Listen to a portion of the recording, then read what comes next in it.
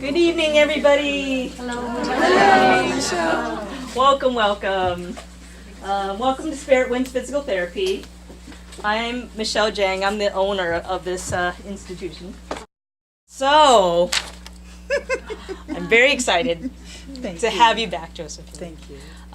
This is an amazing woman, has some amazing stories, and I hope that you get a lot out of it, like I did last time when you came to speak. Thank you. So, without further ado, here's Josephine.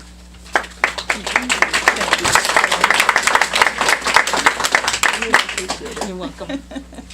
Thank you so much for coming. It's such an honor, and thanks so much to Spirit Winds for having these wonderful educational evenings. It's really a pleasure to be here, and I'm so glad you're all here as well.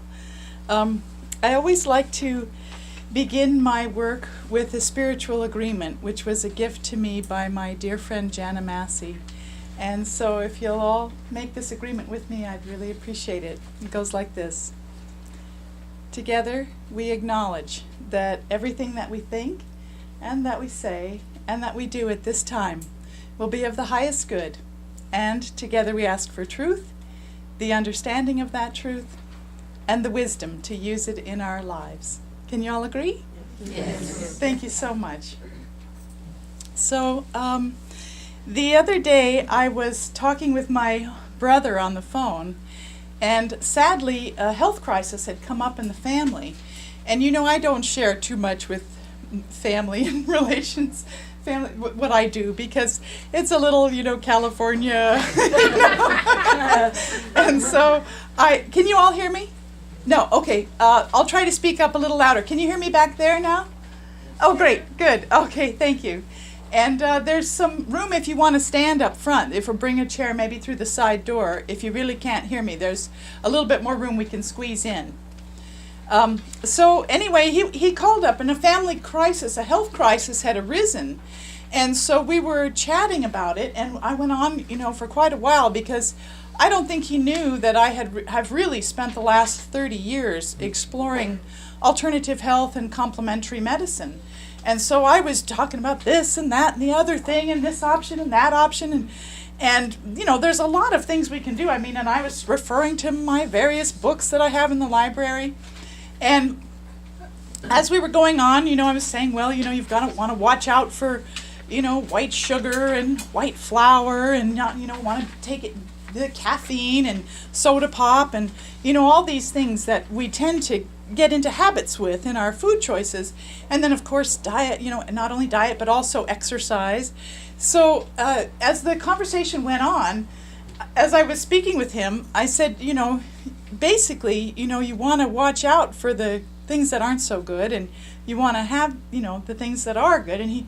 And basically what it comes down to is we know what is good for us, and we also know what is bad for us. And he said, so you're telling me that what we've always heard is bad for us, like we're not supposed to eat, and that what we've always heard is good for us, we are supposed to eat? And I was like, well, yeah. And so we got kind of a giggle and a kick out of that one. And really, I could just stop the talk right there.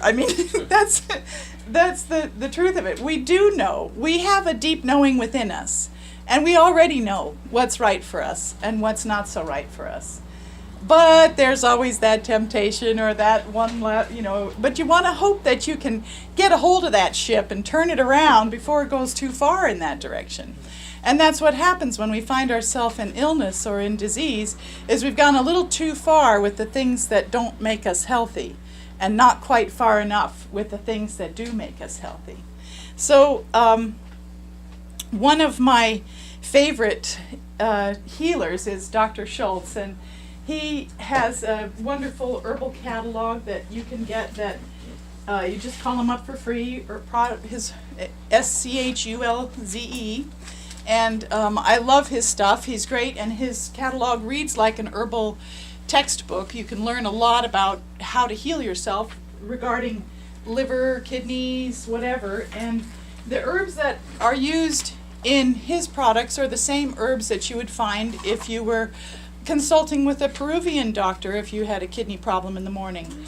they'd say, well, here, take these herbs, and it'd be the same ones, and it'd be the same ones that you'd find in China, because the plant kingdom is benevolent, and it is all over all of these wonderful herbs that help us grow all over the world, and so they're available for us. So I really like his work because he's a great healer, and he's got his 5-day liver detoxes and kidney detoxes, and I firmly believe in people doing their detoxification to take care of their bodies. So that's just one little additional thing. And Dr. Schultz. yes, SCHULZE, www.herbdoc.com. And what I feel basically what is happening as we look at all of these things that are good for us and the different things that are not so good for us is it's like a return to the garden. You know, the Garden of Eden. And when we are eating, we know that it's supposed to be fresh, raw vegetables and salads and getting your exercise.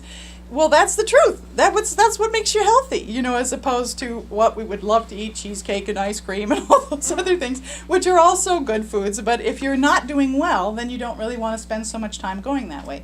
And one of the things that Dr. Schultz says is you want to stop doing what has made you unwell and start doing what makes you healthy. So that's a kind of a basic common sense thing, and it also lets us tap into our inner guidance because we do already know. The other way that I look at this is if you could find it on a kitchen table 200 years ago, it's probably a pretty good thing for you to eat. So what would some of those things be that you might, well, let's put it this way. What are some of the things that you would not find on a kitchen table 200 years ago? Coke, yeah. Oreos, yeah. Potato chips. Potato chips, yeah. French fries. Donuts, French fries, yeah. Sweet and low, yeah. Everything in a creamer. package. Everything in a package. What about coffee? Wouldn't find it. No? Not when really. did coffee start? I'm not positive, but I know that sugar and white flour about 200 years ago, when they first started to really hit the tables. Anything else come to mind that you would not find on great-great-great-great-great-great-grandmother's table? Vitamins. Yeah, also correct. But you'd be getting your vitamins and your minerals from the foods because the soils were not depleted by agribusiness and factory farming. So there's a lot of, that's the way we're meant to. I love this old book by Henry Beeler. This was one of my mother's books. Food is your best medicine. And it's wonderful common sense stuff. You're not feeling well, you make yourself some celery and green bean and zucchini soup and parsley in there for extra minerals, and you stew it up and you eat just that for 4 days. Beeler broth. Every day. Every day, isn't it good? Yeah, it's great.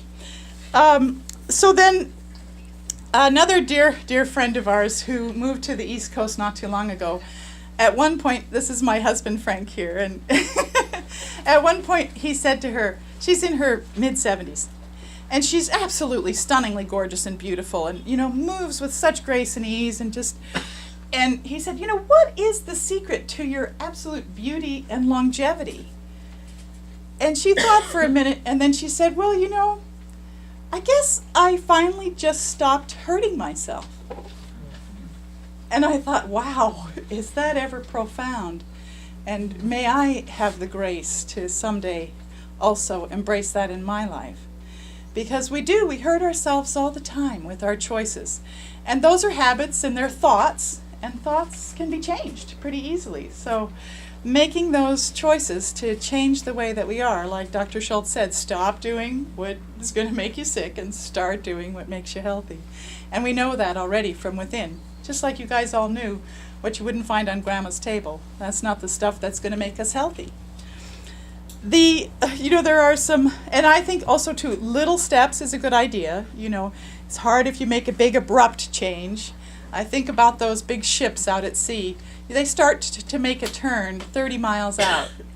So, 30 miles before they want to make a turn, they're getting started, rev, rev, rev, rev, rev, and pretty soon they've made that turn. So I think it's a good idea for us to make changes gradually if we can, but to not wait too long until it's too late. So you kind of want to get started on making those changes and just do a little bit every day.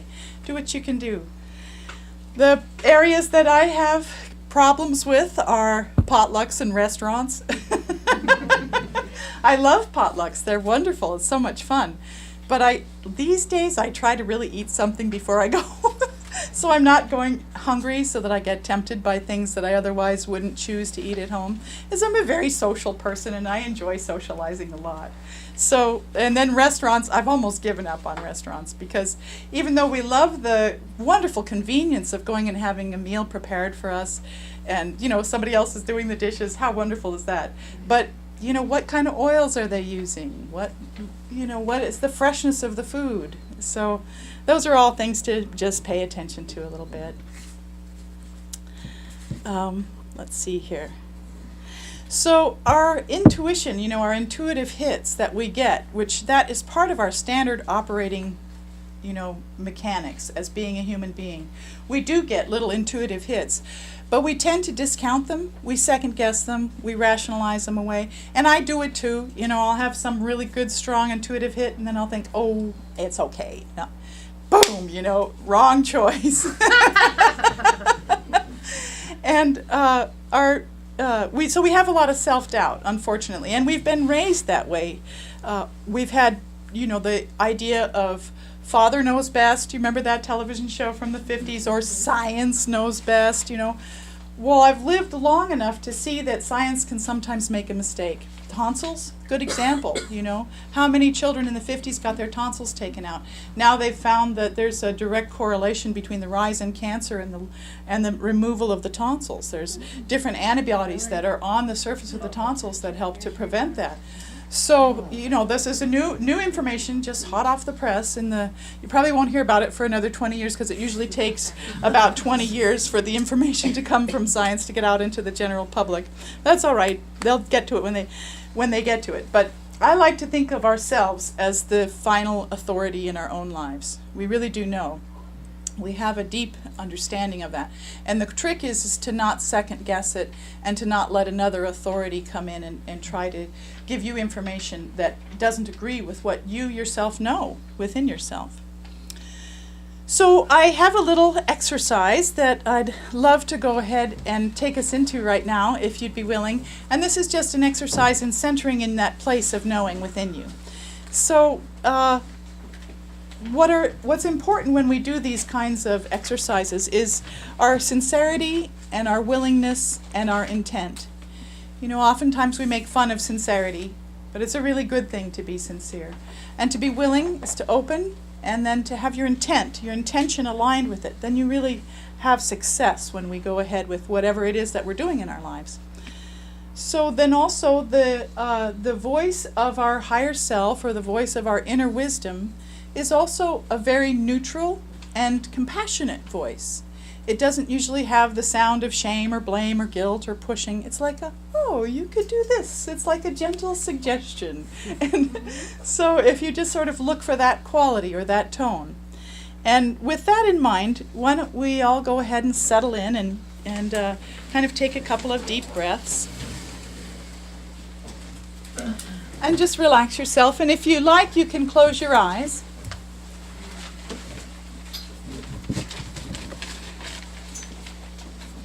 And then I'm just going to ask a little question. And that question is this: what is the best reasonable choice that I can make for my health right now? So just let that come to you.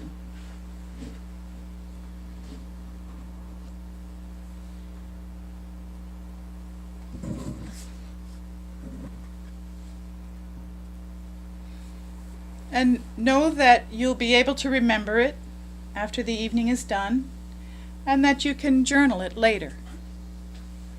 Make a note for yourself. And then just go ahead and let yourself come back to your normal waking consciousness. You can open your eyes and maybe stretch your body a little bit. Relax a little. And just know that you'll remember it, and you can make a note of it later on tonight in your journals. We do sometimes have other voices inside our heads, of course. The voices of addictions, or that there's always going to be sort of urgent and insatiable. That's not the voice that we're looking for here. But it's good to know that there are different sort of tones inside of ourselves. And it's that neutral, compassionate one that you can count on. So in childhood, we unfortunately in our culture are taught a lot of disempowerment. You know, sit still. No, you can't go to the bathroom. These are terrible things to teach a child. So I'm a big advocate for children's rights and for helping us learn a different way of being with our children. It's so unfortunate that our children are not often safe in school, and they're even sometimes, sadly, not safe at home. And that teaches us not to trust our inner voice. I mean, if you have to go to the bathroom and your teacher says, no, you can't, that's really disempowering you and disempowering our basic understanding about who we are and what we need. So I'm a firm believer in helping us to adopt a new way of allowing our children to be brought up. And then our children also, the tension grows and grows and grows, and they're not allowed to let it off. And then when they're finally free on the playground, they just explode with tension. And, you know, thank goodness they can get it out. But how much nicer it would be if they could have their natural sort of rhythms of up and down of energy and listening to their rhythms inside of themselves. And there's a lot of new models, fortunately. I have a dear friend who's working in the Montessori schools where kids are free to kind of go and explore and do different things. So there is change coming, and that's a great thing. The reason why I mention childhood is because I like for us all to take time to remember our childhood if we can. There are some real jewels and gems regarding our psychic ability in childhood. A lot of kids are telepathic with their animals. They understand what their animals are saying, and they can communicate with their animals. I think that that's our natural human communication way of being, is telepathy. We've just so lost it culturally. But I think that as babies, we do communicate telepathically, and we try to communicate telepathically with our adults, with our parents. But there's not much reciprocation, so we sort of drop it pretty quick. The other thing that children often do, my father was one of these. He's a very scientific guy. This really didn't fit in with his paradigm, but he was a reincarnational child. He remembered his past life, and he even spoke some of the words in the language of the country that he died in India, and he spoke a little Hindi. And that's called xenoglossy, great term. But that's where little toddlers, 2 years old, will use a different language that they have had no exposure to. So there's a lot of interesting things, and then that's definitely in the realm of psychic ability, right? To have that kind of memory, that kind of access. And then he was also one of the children who had an invisible friend. He had probably a spirit guide who was with him. And I've since heard of different people who have had spirit guides that they held on to throughout their adult lives that then would prevent car accidents and things like that. Turn around, I feel this pressure. Oh, this is my invisible friend telling me to turn around. Good idea, let's turn around. Let's save the whole car full of people. So there are incidences like that as well. And if we can remember back to our childhood, a lot of times we'll find these beautiful gems and abilities that we had then that we can rekindle. One of my friends was a pet psychic. She could communicate with animals very well. And she never quite lost that, and then she has since taught a whole bunch of other people how to do that as adults. Again, how to remember how to do that, communication. And the reason also too another reason why I like to bring up childhood is because there's often a window in our childhood where we really know who we are and what we want to do with our lives. We can center ourselves deep within ourselves and really understand what our purpose and what our life is about. And we get that glimpse in childhood. And so if we can spend some time remembering what our childhood was about and what we were like, we can often get a guide for how we can be in our true purpose. And our purpose is very much a part of who we are here. And it's like I think of our purpose as a big jigsaw puzzle. And we all have a little piece to play. And all of our pieces are interconnected. And if we come and live a life and don't express our purpose, that's like, have you ever put together a jigsaw puzzle and there's the one piece missing? It's like, where are you? Show up. We want to all be here and bring our purpose forward. So our cultural bias against psychic ability, it does create that self-doubt like I mentioned. And there's a reason for why there is a cultural bias against psychic abilities, because if everybody was listening to their true self and moving ahead with their life, those folks are not so easy to manipulate and control, unfortunately. You can't tell them what to do as easily if somebody is standing in their power and doing what they know is right for them to do. So there's reasons for it. And then another reason why we often doubt ourselves is because there are folks like food scientists who, and food is not the only thing, but it's a major part of it for our health and our well-being. So there's food scientists who know how to dial in exactly the right amount of salt and the right amount of sugar and the right amount of fat, right, for us to eat. So that's like, ooh, yeah, I want that again, and I want that again and again. They can get us very addicted in our brains to go for these different foods like that. And of course, we do need sweetness in our life. So yes, that's the role that sugar plays.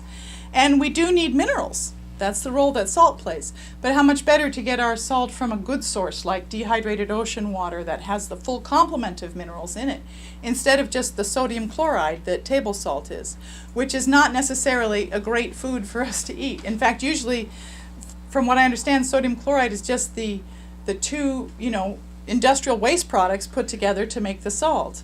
And there you go, there's your table salt. But much nicer to get something that's really going to feed us and nourish us, because we do need our minerals. And then regarding fat, of course we do need fat as well. Every cell in our body is a lipoprotein. And if we didn't have fat, every cell wall is made up of fats and proteins combined together. And if we didn't have fat in our diet, if we stood in the shower, we'd run right down the drain, so we need it. We need it to help keep us whole and healthy. So we definitely want to give ourselves those foods. It's just that we want to go for really good quality ones instead of the ones that we've been sold. And we have been sold it. So I saw a wonderful BBC production called The Men Who Made Us Fat. It was a 3-part series. I highly recommend it. And the first part was about agribusiness, the convenience of large-scale industrial farming, and how that has really caused the demise of the small family farm. So instead of a lot of people being able to make wealth off of their farming, more concentrated up the ladder to just a few being able to make a large amount of wealth. And then as well, they had another show, one of the series was on portion control. And that was, I don't know if you recall, but in the 50s and the 60s and 70s, when you would go into in the 70s, when you'd go into a fast food establishment, which they were just starting then, and you order a Coke, it'd be a little 8-ounce, little glass, and that was it. And then, of course, now, how big do they get? And you can refill it as many times as you want. That's part of that portion control thing that has had an effect on our lives, adversely affecting our health. And then as well, the marketing. They started saying, gee, maybe your little 7-year-old boy needs a candy bar at 3 p.m. to give him a little pickup instead of a nap. So that was another thing. Marketing kind of came in and sort of took over with packaging and, all natural or whatever. So you want to kind of see beyond those things into really finding your way back to the garden, back to getting your fruits and vegetables and eating them, plenty of them. And yeah, sure, back also to this wonderful book here, Healthy at 100, John Robbins. I highly recommend this book. He talks about all the different peoples of the world that are healthy at 100, and there's several major population groups that are. And what they tend to do is they pick what they want to have for lunch, and they eat it. And then if there's leftovers, they give it to the dog or to the guinea pigs or to the goats or whatever. So they're not storing. So I used to wonder, how does the rest of the world get along without refrigeration? How can that be? And then I finally realized, well, they don't need it. They're not eating leftovers. They're just having something fresh. And I realized that just because you can't see the mold growing on something in your refrigerator doesn't mean it's not there. So you want to, keep your foods as fresh as possible. And then as well, these folks that are healthy in old age, what are they doing? Well, Grandpa is running up the mountain with the goats before breakfast and back down for breakfast and then back up again for lunch and then back down and then back up again after dinner. So, there's a lot of exercise going on. And then very little meat, because if you're living in a village situation and between the 30 of you, you have 2 milk cows and 7 chickens, you're not going to be eating all that chicken for dinner. You might have one, for a big celebration once a month or something, or a little bit of fish if you're living by a village town. But it's not those huge amounts of protein that we tend to have been told that we're supposed to be eating. So those are actually very hard on the body. It's very hard on the kidneys to process that much protein. That's why people, when they have a bad burn, they're in danger. It can be very fatal, potentially fatal, because there's so much protein released into the bloodstream all of a sudden that their kidneys get overwhelmed and they die from kidney failure. So that's just a little aside, but that's why we want to go kind of easy with that and mostly eat what we already know, fruits and vegetables. Then as well, there are vested interests, people who have a real financial interest in having you eat their packaged foods or whatever. And I did bring this little comic here, it says, the new dietary guidelines have been released. They tell us to eat healthier, but not so healthy as to noticeably affect any corporate profits. Yeah. I'm paraphrasing, of course. So that's a good point, And there is a lot of research out there, but you always want to look for where the funding came from, because you want to follow that dollar. Where did the research come from? If the research comes out and says, oh, coffee is really good for you, I'm thinking, who paid for that research, I wonder, Starbucks. Yeah, you're right, who knows? So you kind of have to pay attention to that too. But there is also really good research out there available that really tells us like it is. Like, for instance, one of the YouTubes that I came across recently that I really like a lot is called Uprooting the Leading Causes of Disease, and it's by Michael Greger. So if you get a chance to watch that YouTube, it's really worth your time. And he's got the top 16 different things that cause death, and just shows how the research is in how you can avoid all of them, except for accidents. That was the one that they weren't able to reverse. It's called Uprooting the Leading Causes of Disease. Uprooting the Leading Causes of Disease by Michael Greger. Yeah, he's a medical doctor. And then this wonderful movie, American Beauty. I don't know if you guys saw it. It was one of my favorites. Roses? Yes, with the roses. And so the main character, Lester Burnham, he's played by Kevin Spacey. He's got a crush on some young girl, and he's trying to, get in shape. And he is running down the block, and he catches up with his two neighbors who are jogging, and they say, so, Lester, what is it that you'd like in your health regime? Are you looking to build cardio, or do you just want general fitness? And he said, I just want to look good naked, which is such a great line. I love that line. And it does sort of reveal where our heads are at when it comes to health in our culture. We've been taught that appearance is the primary directive. That's what we're really after. But really, I think that it's purpose myself. I think that, yeah, sure, look however you want, but that's not what's really important. What's important is that we stay in our joy and do what we came here to do, like I was saying about that sort of puzzle piece idea of life. And I think that what we want to do is to stay healthy, to be able to serve our soul purpose here. And a good way that we can tell is through our joy and through our delight. When we are in our purpose, we're usually very happy. We love it. It's like, yay, I love doing this. I want to do more of that. That's a great tip, isn't it? So if you can stay in your joy, be it being an artist or a dancer or a mathematician or whatever, when you find yourself just passionately involved, that's what we're here to do. And that's why we want to be healthy, because we want to be able to serve the temple of our soul. So follow that joy. Let that yearning be expressed in your life. So I'd like to do another little exercise with you then, if that'd be all right. And this one is, again, go ahead and relax and close your eyes if you like. And this is an exercise that I just learned this past week, and it's a wonderful exercise. And just take the time to remember some time in your past, probably when you were a child, but it could be any time in your past. A time when you felt your authentic self, when you could really feel the core of who you are, deep within you. And it feels good. And then just ask yourself if there's a part of your body where that core authentic self sort of resonates. And then allow yourself to just place your hand on top of that part of your body, wherever it might be. And now think of an image.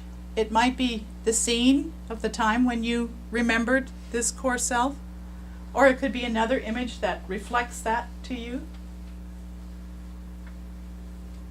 And let yourself remember this image of this time when you were your authentic self. And now let yourself either remember or create a sound that is associated with this core self, with the truth of who you are. It could be any sound. And let yourself remember that sound. And then go ahead and allow yourself to return to your normal waking consciousness. And know that you'll be able to remember this and be able to put it in your journals tonight. So this is a wonderful tool that you can use, that you can pull out of your hip pocket. So let's say somebody has just created a situation where they've begun to knock you off your center, off your power a little bit. Somebody's asking you a question with an authoritative voice or something like that. Just remember, put your hand over whatever, that part of your body that helps you to remember your authentic self. And then remember that sound and remember that image. And you will be very pleasantly surprised by how quickly you come back to the truth of who you are and can then move ahead in your life with greater ease and grace, standing from that place of personal power.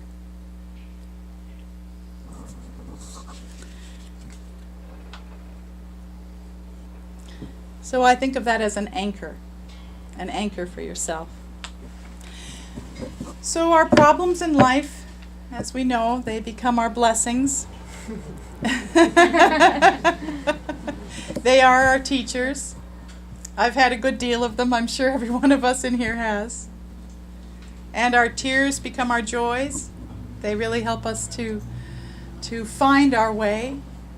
Our tears bring us about that change. They help us to turn that boat around. They're like the birth waters to birth a new self. And then illness brings change as well. So sometimes think about how our spirit guides are busily scrambling around trying to help us to find our way. We make our free will choices, and then they've got to create something, some problem over here to, oh no, she's got to go this way. Let's get her go this way. And we are all spirit. We come from spirit when we're born, and we return to spirit when we die. And we are surrounded by spirit all the time.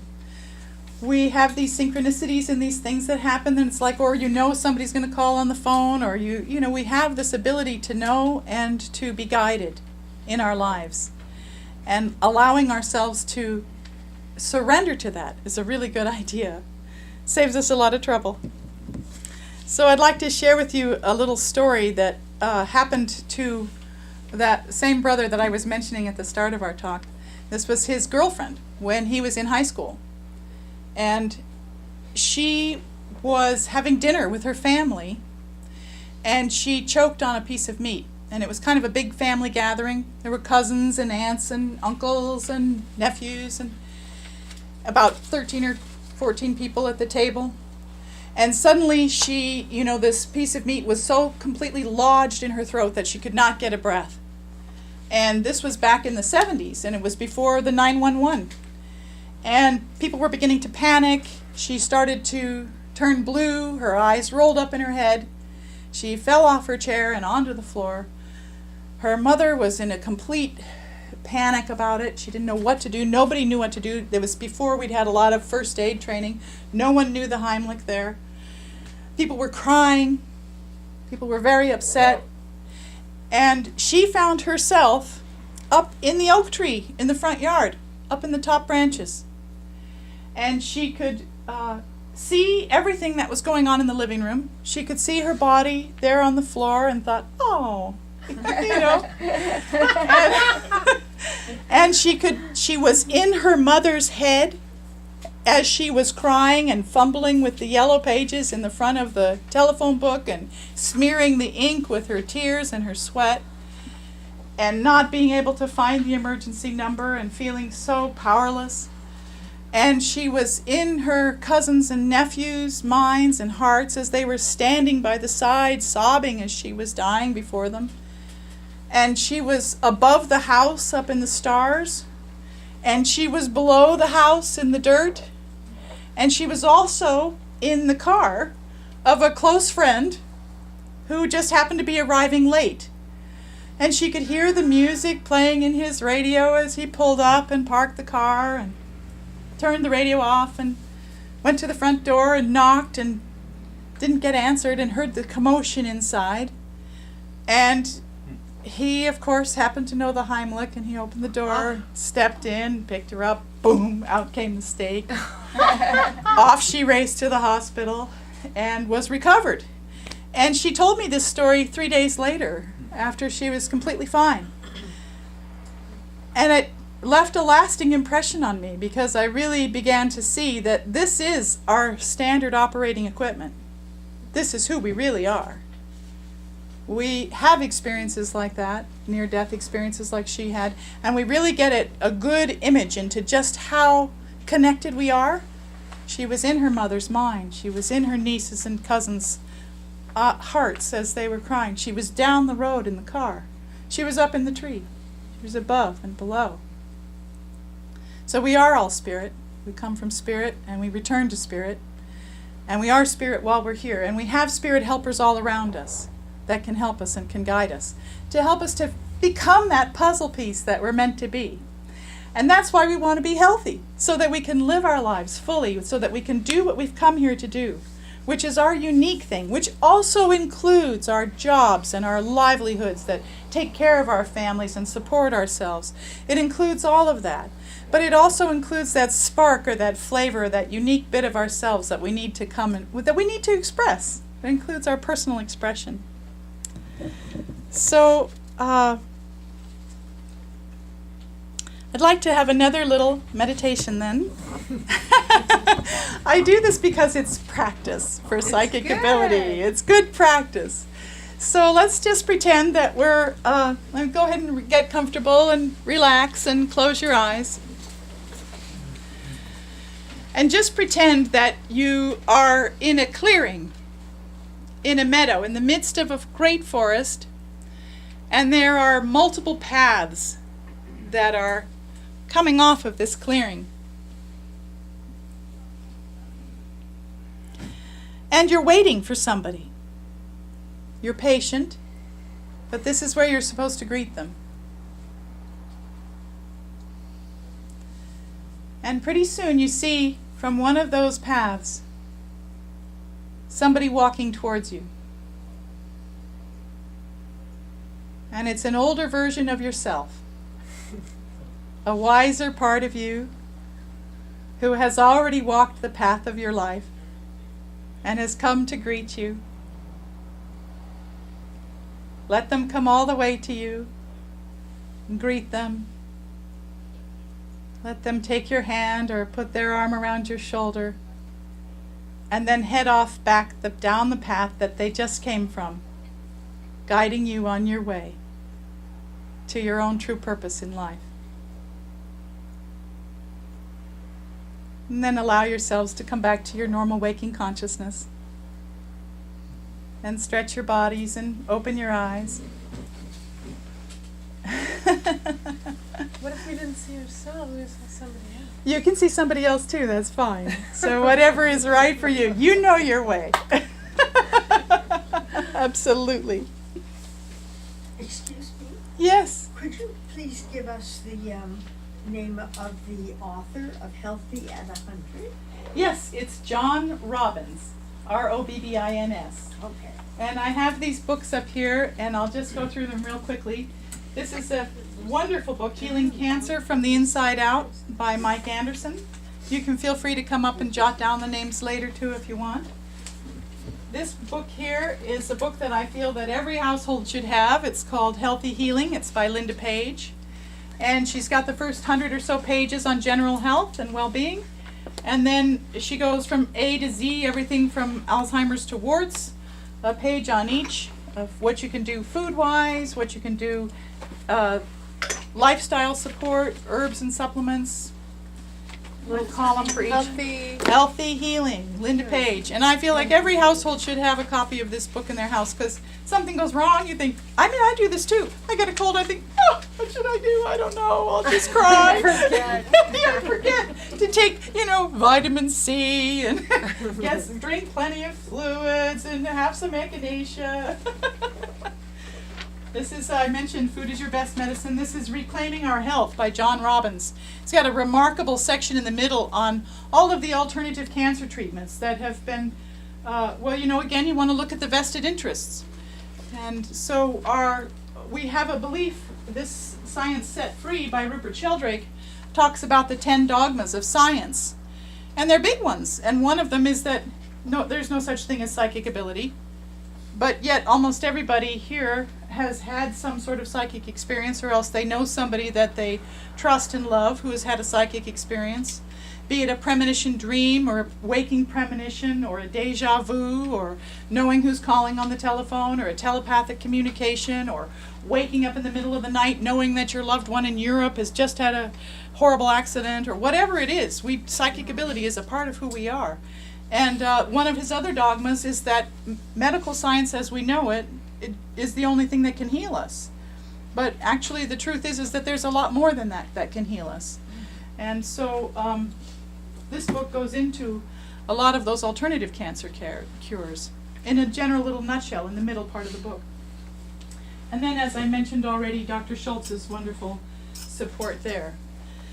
So those are just a few practical tips. And then as well on your chairs, there's a little food combining chart. Maybe I can just borrow yours for a second. Sure. Hold it up. I gave these out last year as well because it's so helpful. If ever somebody is not feeling well, the very first thing that they can do to begin to turn that boat around is to start paying attention to food combining. And this little chart was made by a really good friend of mine, Debbie Bennett. And she created this little chart for us, but it's a standard chart, and you can find it by other sources as well. And so you can see the boxes that have a line between them, those are okay to combine. If they don't have a line, then you don't want to combine them. And it's best to really, if you're not feeling well, to only eat one main thing at a meal, or maybe two. Just keep it simple. Because the stomach, it's a complicated thing to add in all sorts of stuff. We start off with something that's really good for digesting protein because we've put in, let's say, some nuts or some nut butters or something. So we're digesting our protein, and then we throw in some carbohydrate. Well, then the carbohydrates require different acids, and so then those acids come in and start to work, and the proteins get put on the back burner. Those acids get sort of nullified or made in non-functional for temporarily, and then the sugars always step to the head of the line, so the carbohydrates get digested first. This is a little more, I'm sure there's more information than you want, but it's good to know. So when we throw in a lot of stuff into our stomach, we make it really hard for us to digest. So going to something as simple as food combining can really help us to turn our health around.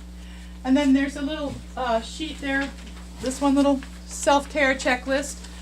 I've gone through a number of healing crises myself and have learned how to take a little better care of myself most of the time, not all the time, because I'm not perfect at it. But I gave myself little categories, so spiritual, like meditating and writing and taking conscious breaths and having loving thoughts or actions. Or activities, touching the earth or stretching or walking, getting some sort of elevated heart rate exercise. And then I check off the ones, and if I get a certain percentage, I give myself a gold star. There's nice little simple strategies that we can do to help ourselves to heal. So that's just a little example, and I might have 5 or 6 or 7 of those a week, that I'll be checking off and sort of grade, give myself a grade. I'm very gold star oriented, so it works for me. So in summation, and then I'll save a little time for some questions. We know what it is that's right for us deep in ourselves. We already know. We know what's good and what's bad. And then we can give ourselves the gift of our own true life. That's the second thing. We know we can give ourselves the gift of our own true life. And the third thing is to remember to drop into the truth of who we are so that we can stand in our power. So that's the basics of what I wanted to share with you tonight. What was that first one? I'm sorry. We know what's right for us. We know what's good for us. We know what's bad for us. And then the second one, give yourself the gift of your own true life. And the third one, hold your power. Grab a hold of that image, that place on your body that lets you know your authentic self, to stay true to yourself. And with that, I'd like to just finish with a little prayer.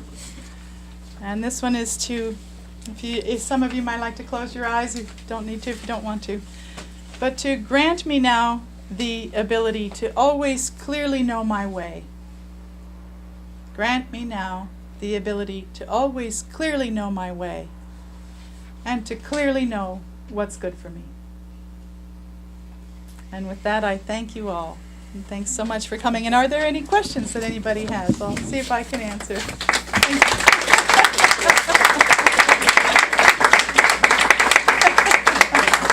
Thank you so much. Yeah. Any questions from anyone? Yes, Barbara. Well, just thank you. I don't have a question. I have so many questions that I don't have one for in my mind. But I'm thinking, I really enjoyed your presentation. Thank you so much. You shared so many things, and I can't hear them often enough. Oh, thank you so much. Yeah, it's truly my pleasure. Yes. Anybody else? Yes. Josephine, the lines are just one next to the other. You wouldn't go through one box to get to the next box. Is that That's correct? right. Let me see this again. So this is the food. The question is about the food combining and these lines. So like for instance, if you're having a protein, which would be beans or nuts or seeds or animal products, you can have it with a low or a non-starch vegetable. But you'll see there is no line that connects the starchy vegetables with the protein. There goes the sandwich. Darn. The cheese sandwich or peanut butter sandwich? Gosh. I'm thinking What a shame. cottage cheese and peaches. Yeah, so there's fruit down here, and there's no line that's coming from proteins down to the fruits. And I love cottage cheese and peaches too. Darn it all. Absolutely. Yeah, so better for the stomach and then fruit digests Fruit really alone. fast. So you're a little better off to have fruit alone. You'll notice that everything goes with leafy greens. So you can put almost anything on a salad. Isn't that nice? And preferably to just put, say, maybe some strawberries on your salad and not strawberries and nuts at the same time. Because that's a little too much. That's getting into 3 groups. So a little better off with 2 groups. So Josephine, if Yeah. it's here, it doesn't mean that this acid fruit's That's down right. here. That's right. You don't want to. That's a good question, Christine. Thank you. You don't want to kind of go like this to there. That's a little. Whoopsie. A little better to do just these It's a one-way. or just this. And again, you're really best off with just 2 selections. So that's for if you've got it. Now, if you're feeling fine and you don't have any health problems, go at it. Have a party. Put whatever you want in there. But if you're trying to turn a health condition around, then this is a great way to get started. A wonderful thing, a wonderful tool to use. Thank you so much. What's with the melons? Yes. Yeah, those melons are all by themselves, aren't they? So when was your earliest memory of having a psychic ability? Oh, thank you for asking that, Michelle. Yes, so the question was, when was my earliest memory of having psychic ability? Well, just as there's like families that have mathematics, say, and everybody's a great mathematician, and there's families where there's a lot of musical talent. Well, I came into a family that had psychic ability on both sides. And sadly, everybody around me was doing great with the psychic department, and I felt like I was left behind the door or something when the psychic abilities got passed out, because I just really didn't have any. I had a older brother was a premonition person. He had really strong premonitions that saved his life. My younger brother had a perfect star on his left hand, indicating some real, future purpose and promise. And my grandmother was a palm reader and an animal communicator on my father's side, and my mom was a strong premonition dreamer. My dad was that reincarnation kid, with the xenoglossy. And, my grandparents on my other side, same thing. And, I'm like, okay, what did I get? Nothing. But the very first thing that happened to me was when I was about 17 or 18, I met a woman who's a very slim. And as I was looking at her, I noticed these little eyes that were kind of coming around from behind her. It was a funny thing. I couldn't see it with my real vision, but there they were jumping around, looking all excited. And then they would disappear, and I'd think, what was that? They'd come around again. And then they were afraid that I was there, and so they hid themselves. And then she said to me, oh, I'd like you to know that I'm just 3 weeks pregnant. You're kidding. And then from then on, for a little while, I was able to see that. I would see it in a pregnant woman. I would see those little eyes zipping around. And sometimes they wouldn't be there even though the woman was pregnant, because I think that a spirit had not quite yet decided on that pregnancy, perhaps. I don't know. We're into the mystery here, so it's hard to know exactly what that was. But that particular skill I had for a while in my teens and early 20s. And then it's just sort of disappeared. I think when I got into my college education, and you're learning about what's real, or maybe it's relatively real, that sort of dropped off. And then it was later when I had some big injuries, that when I was in my late 20s, early 30s, that I began to get empathetic, where I would feel what other people were feeling pain-wise in their body when I was standing next to them. So I would play with this. I'd go to the grocery store and I'd stand in one line and, oh my God, I got a migraine headache, and then I'd go and stand in another line and, ooh, kidney pain, and it was like, well, what line do I want to stand in here? I think I'll go over here. Oh, this one's not so bad. And I was kind of like this human sponge of picking up information until I started to use my psychic ability, which I had the great fortune of a doctor who I was seeing myself for treatment, and he, realized that I had these psychic hits and flashes, and I actually woke up one night while he was away on vacation crying with tears on my pillow. And I mean, how often does that happen? I'd never had that experience before. And I knew when I woke up that he was going to have a stroke. And I thought, it's terrible information. I don't want that. So I ignored it. And then he was still on vacation, and it happened again, a second time. And I thought, ugh, yikes. And then just before he got back from vacation and just before I had an appointment with him, it happened a third time. And my mom used to always say, 3 times, you take action, you do something. And so I did. So when I had my appointment, I said, I think, I don't know how to say this, but I woke up 3 times crying, and I think you're going to have a stroke. And he went off and did some tests and said, I'm totally occluded, and yeah, you're right, and changed some things around, and was able to prevent that. But then he thought, if you know something about, maybe you know something about this person, and he would hand me patient cards. And so I began my work that way. And I worked in private and in quiet, silent, for the first 8 or 10 years or so of my career as a medical intuitive, because like I was saying at the beginning, it's just too, even for California, what do you do for a living? Okay, I think I'll talk to somebody else.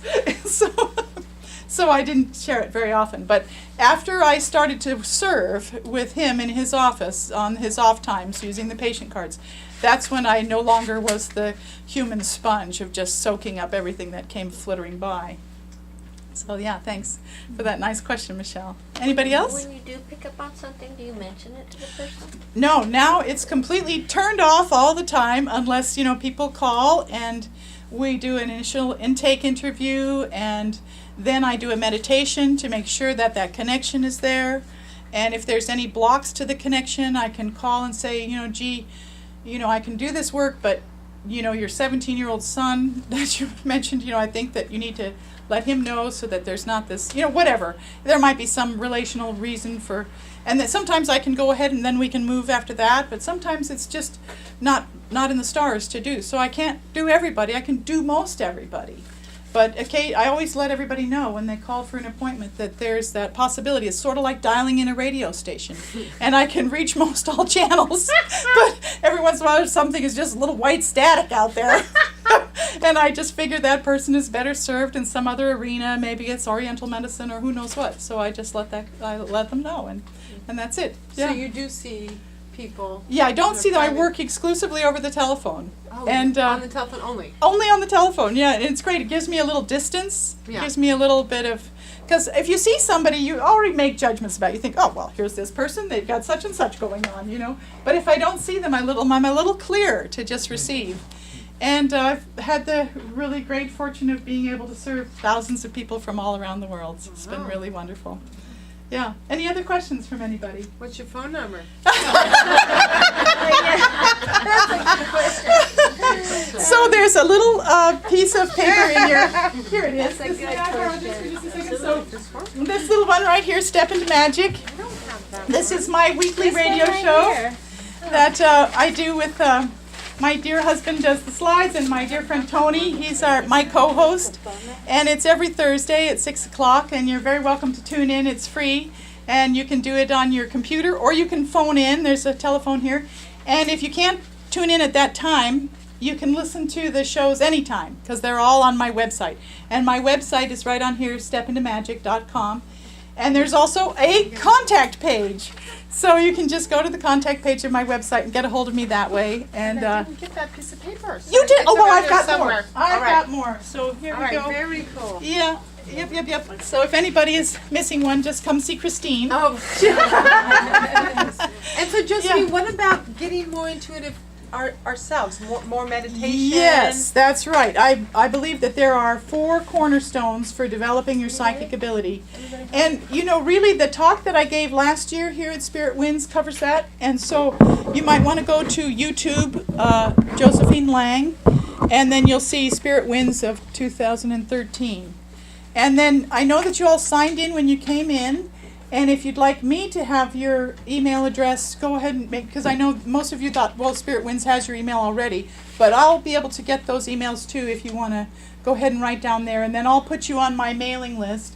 And then you'll receive my weekly announcement about our radio show. Oh, good. Yeah, so be sure to sign in. Nice and legibly print really well so I can see. And all those sign-in sheets are up front.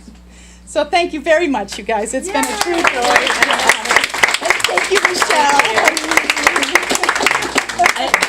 I love the fact that during the evening you refer to it like we're all spirits and spirits are everywhere, and you know the name of this business.